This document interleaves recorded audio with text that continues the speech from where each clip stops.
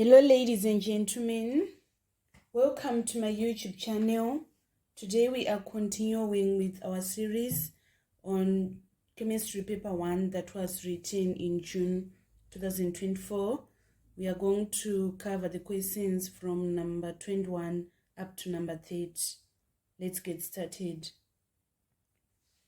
Number 21, in ester is the chemical formula CH3 COO, CH2, CH3. Which compounds react to produce the ester? So this ester is known as ethyl ethanoate.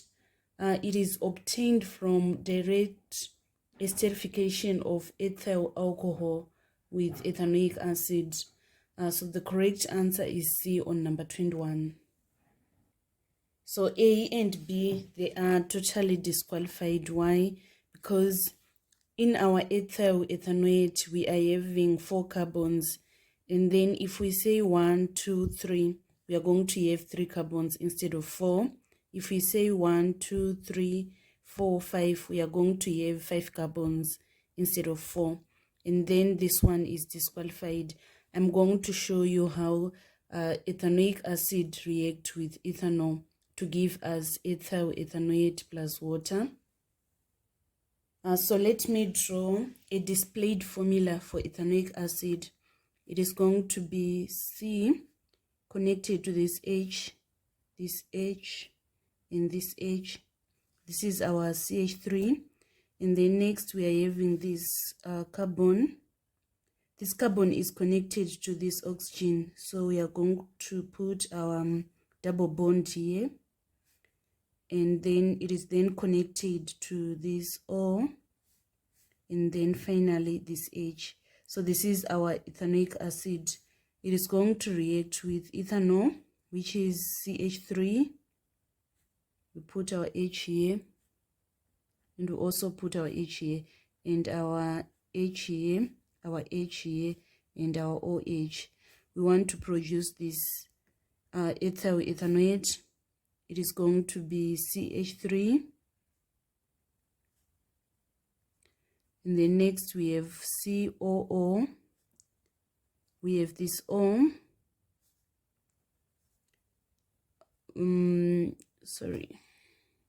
So this is what happens. We are going to react ethanoic acid plus ethanol in order to give us ethyl ethanoate and water. So the correct answer on number 21 is C. Let us move on to number 22. Number 22, which graph shows the correct trend in melting points of group 7 elements? So down the group 7, the melting point increases, atoms increase in size as they gain more extra electron shells, and intermolecular forces become stronger. So more energy is required to break these forces, thus higher melting points as you go down the group. So the correct answer is going to be D. Here we are having the continuous increase of melting points as we move down the group. Let us now move on to number 23. Number 23, a volume of 25 cubic centimeter of 0.20 moles per cubic decimeter hydrochloric acid was neutralized by 50 cubic centimeter of 0.10 moles per cubic decimeter sodium hydroxide. The temperature increased by 14 degrees Celsius. The energy change for the reaction was 4,410 joules. The enthalpy change of neutralization was, so I think there was an error on number 23 because enthalpy change of neutralization is always negative because heat is released when acid and alkali react. For reaction involving strong acid and strong bases, the values are always very closely similar, with values between negative 55 to negative 58 kilojoules per mole, of which from A to D we don't have that range. So I think there was a mistake I will need to look at this question further. If I find any adjustments, I'm going to add on the comment section. Then number 24, ethanol is produced by fermentation of glucose at a temperature of 37 degrees Celsius in the presence of yeast, because the correct answer on number 24 is C, which is saying enzymes are denatured at high temperature. So that is the reason why it is maintained at 37 degrees Celsius, because at high temperatures the yeast is going to be denatured, and also when temperature is below that, the enzymes, they are going to be inactivated. So the correct answer is C on number 24. And then number 25, which reaction can be used to taste for alkenes? We are going to select D as our answer.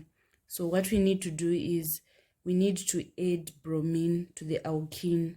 Bromine is orange solution. It becomes colorless when it is shaken with an alkene. Alkene can decolorize bromine water, but alkenes cannot. So the correct answer is B on number 25.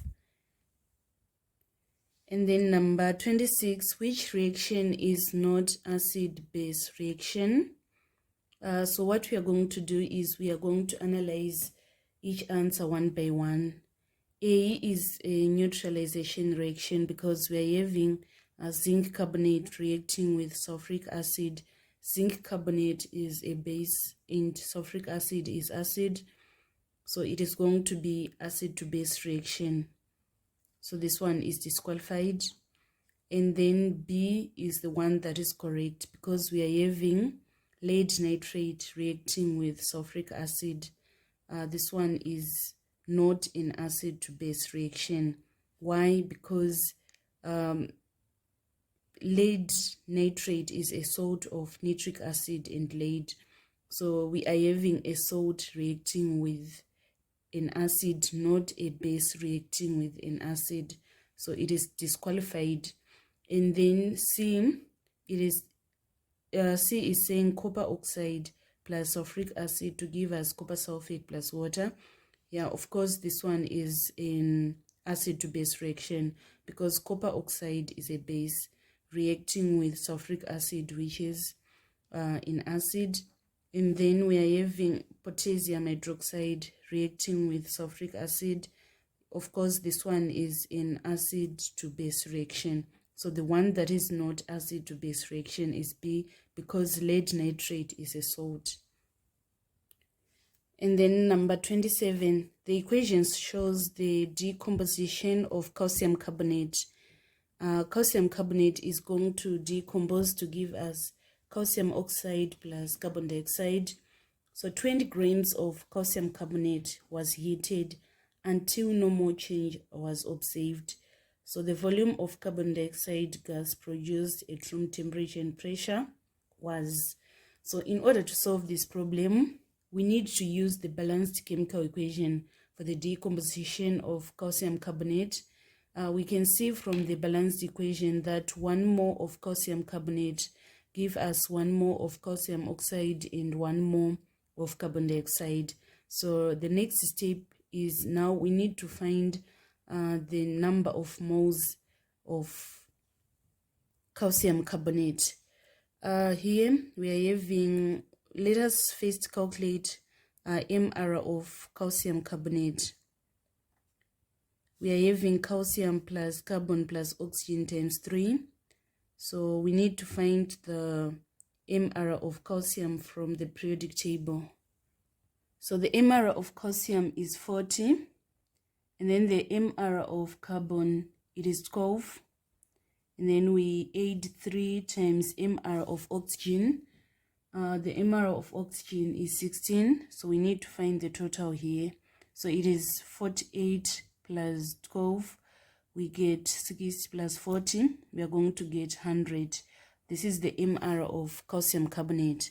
And then we need to find the number of moles of calcium carbonate. Number of moles we are going to say given mass over molecular mass, so it is 20 over 100.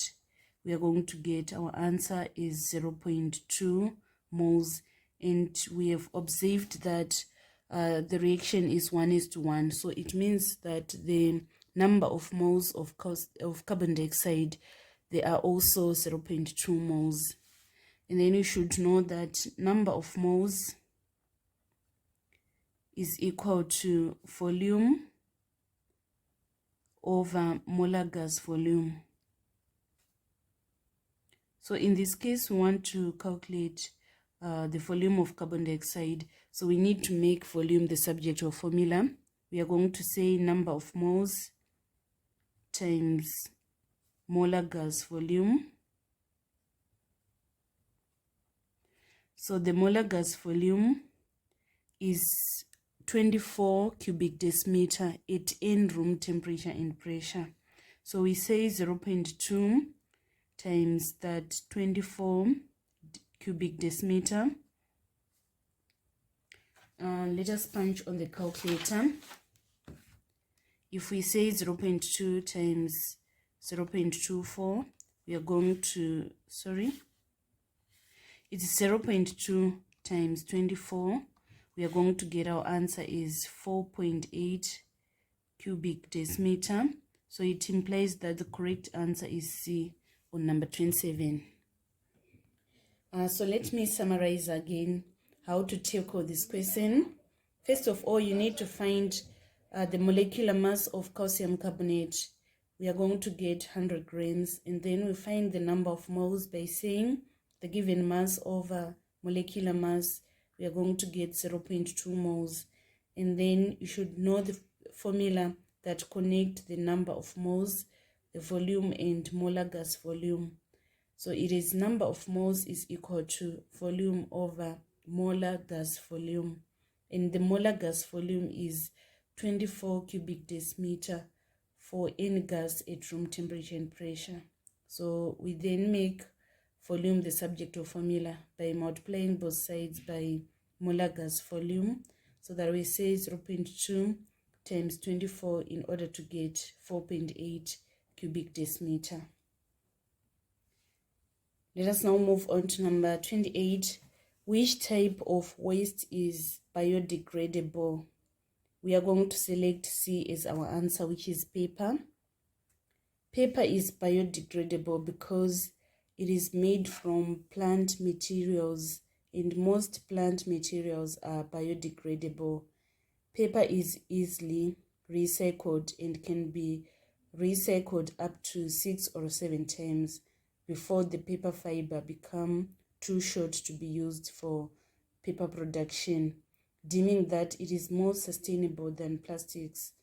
And then the reason why B is disqualified is that, of course, we know that the natural rubber is often biodegradable, although process take amount of time, while synthetic rubber is not biodegradable. So we can select B as our answer, since it wasn't specified if it is natural or synthetic rubber. And then plastic is rare target for germs, making it non-biodegradable. And also we don't have any microorganism that can degrade the glass. So the best option on number 28 is C. Number 29, why is chlorine added to water which has been filtered by a sand filter? We are going to select A as our answer, which is saying the sand filter kills some but not all the bacteria. So after water has been filtered, water treatment plants add chlorine to kill any remaining parasites, bacteria, or viruses. So B is incorrect because correctly designed sand filters objectively do remove bacteria and viruses from water and suspended matter. Let us move on to number 30. Recycling, composting, and source reduction are designed to. The correct answer is D, which is saying it minimizes the amount of waste entering the land refills. So this marks the end of our tutorial today for the recent chemistry paper 1 that was written in June 2024. Let us meet again where we are going to discuss number 31 up to number 40. Thank you so much guys for following me on this channel. Please don't forget to subscribe, like and share my videos. I love you all. This is Eve signing out.